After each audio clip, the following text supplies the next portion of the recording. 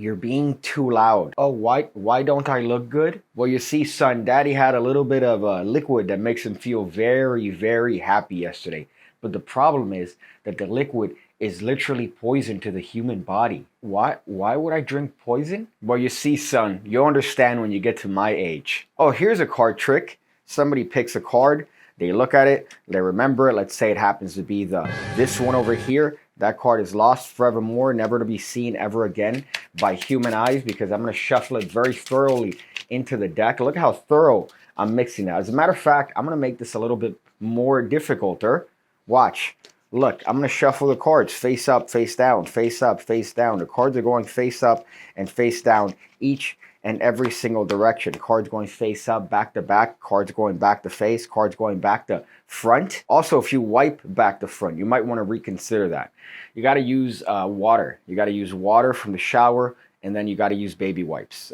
So back to front is definitely not the way you want to do it. That's how you catch a disease. Also, I could fix the cards. That's the other. I could fix them. Watch, I'll show you. Look, if I just do this and do one of these and do one of these, I could actually fix the cards slowly. So the cards are actually fixing themselves. You see that? Look, they're fixing themselves. Did you catch it? Well, I fixed them. Even though the cards were all messed up. Look, if we spread through the cards, we see that they're all going one direction, like the band. Well, man, I guess I missed one. Oh, boy. I never miss. So if you thought I missed a card, then you're wrong. Because that's your card. Fun, fun, fun. That's fun, right? That was good. It's a nice use of a Triumph slop shuffle, Sid Lorraine slop shuffle, and some cardistry moves to make it look like you're fixing a deck. I'll show you exactly how this is done after this sponsored break. I'm the sponsored break. Join the PigCake Magic Academy. Check it out. It's cheap. 1,200 videos, tutorials, from beginner stuff to expert level magic. You learn all of it. It's all available to you the moment you sign up. I'm terrible when it comes to anything in regards to like business or marketing or advertising. So I advertise here to you guys. That's a terrible idea, but it keeps the brand niche, right? The people that join are the people that I want to join. And it should be all of you. It should be all of you. So check it out, the PigCake Magic Academy. The link is in the description section below. So here's how we do this. All we're going to do is have a card selected and controlled to the bottom of the deck. That's a very nice little thing that magicians like to say. That just essentially means get a card and then move it to the bottom of the deck. The way I did it, right there, you see what I did? I pushed the card into the deck. I'm picking my nose right now, but you can't see it. I pushed the card into the deck, and I put my pinky there. So my pinky is separating that card from the rest of the deck. And now, look at this. Look at this angle right here. All I'm going to do is cut all the cards, or half the cards, from under my break and move them to the top. And then cut the rest of the cards and move them to the top. So it looks like I'm cutting the deck. But really, I'm controlling the card to the bottom. At speed, it just looks like this. See that? It looks like this. That's all that's happening. But that card is controlled directly to the bottom of the deck. And now I could keep it there by shuffling the cards. See, the card's not moving. I could just keep it there. And here's what we're going to do. Sid Lorraine's slop shuffle. This is a wonderful technique that allows you to apparently look like you're mixing the cards face up and face down, when really the cards are only somewhat being mixed face up and face down. So you're going to grab a chunk of cards and put it in your right hand and turn that puppy face up. You're then going to grab a chunk of cards from the bottom. So right now I'm using my thumb to grab onto these cards and doing the exact same thing, but putting them face down. Then I'm going to turn the deck back face up and do the exact same thing. But if you do this in chunks, it looks like the cards are being mixed sporadically face up and face down. Now, of course, I do this until I get to the last card. The last card is the spectator's card, your card. And that card goes on top of the deck. So now it looks like the cards have been mixed face up, face down, going every which direction. But no, they're only one card that's face down, a chunk of cards that's face up, and then the rest of the deck that's face down. So all we have to do is essentially this. That's all we have to do. And the cards will be fixed. All I'm doing there is that I'm cutting to the part that's two backs. Because you know that when you cut to two backs, this is the top chunk of the deck. You see what's happening here? So all I'm doing is turning this bitch over.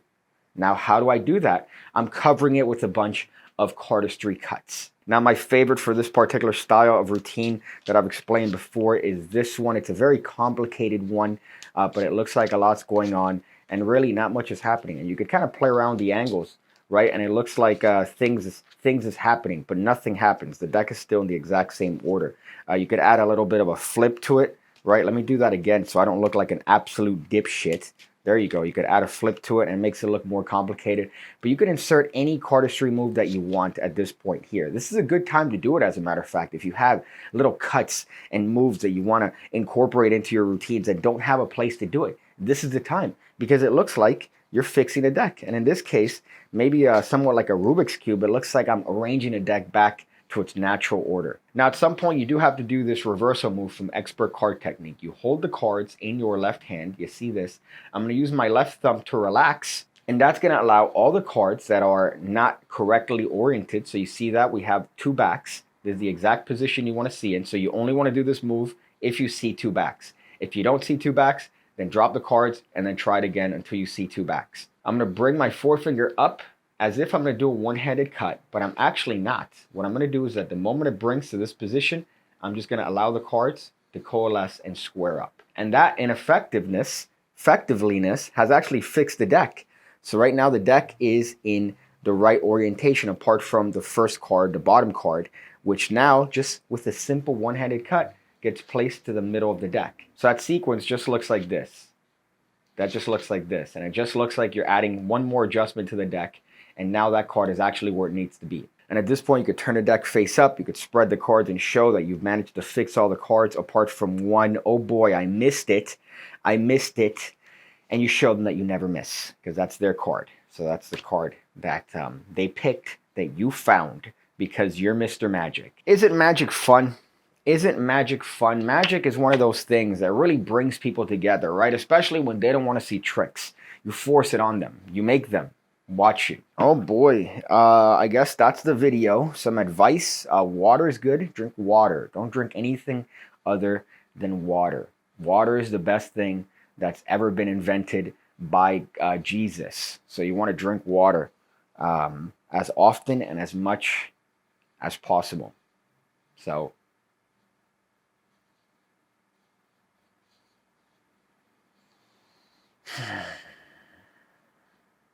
I see you again, when I see you again, when I see you again, when I see you again, when I see you again, when I see you again, when I see you again, when I see